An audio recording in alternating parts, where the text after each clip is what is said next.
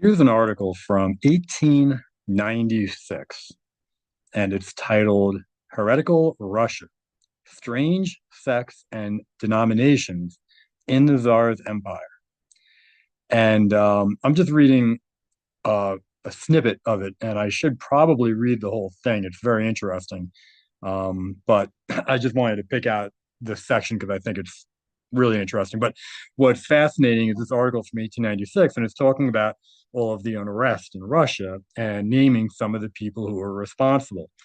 And obviously, this was all part of what led up to the Jewish Bolshevik Revolution, right?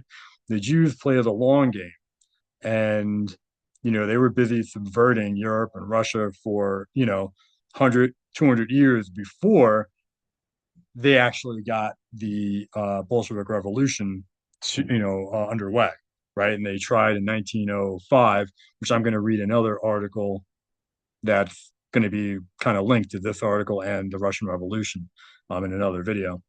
Um, but yeah, anyway, so this is interesting. It says millions of peasants who oppose the established church think the emperor is Antichrist, right? I guess the emperor is the czar, right?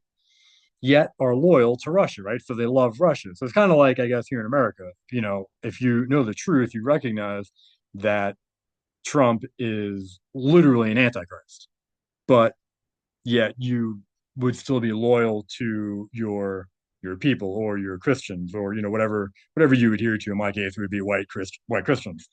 So um so yeah, it's the same thing, right? The same thing happens over and over again, but nobody knows history or can put history together because obviously there's just so much of it. But the same thing happens everywhere. Anyway, sorry. Um, so yeah, it says down there by Mrs.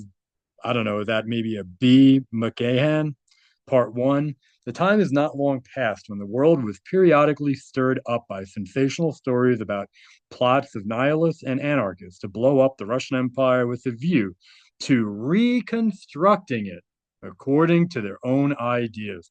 How many times have I mentioned or read that word reconstructing or reconstruct in all my videos? And what are they always linked to?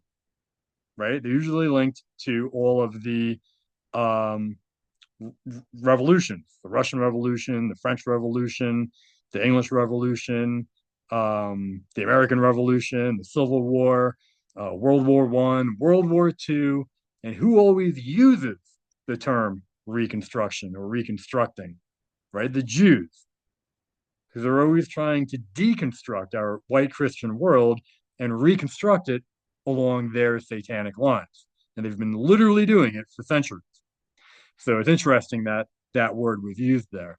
Anyway, I'm going to jump to the right, and it says, it was not strange that the body of the people should dislike Peter the Great. Peter's object was to gain might for the Russian state. He did not care at all for the people's happiness, right? For the Russian people's happiness. So he was just working for the quote unquote Russian state, not the Russian people, according to this article.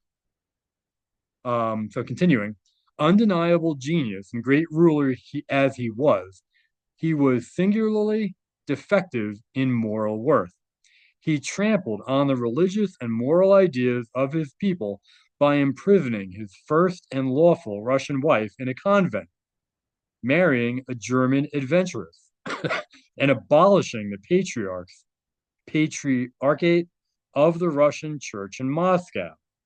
It was commonly believed among dissenters that so much depravity must have a supernatural origin, that Peter was a bastard son of Patriarch Nikon, a monk, and as such, from his very nature, excuse me, a fitting living frame for Antichrist appearing on earth.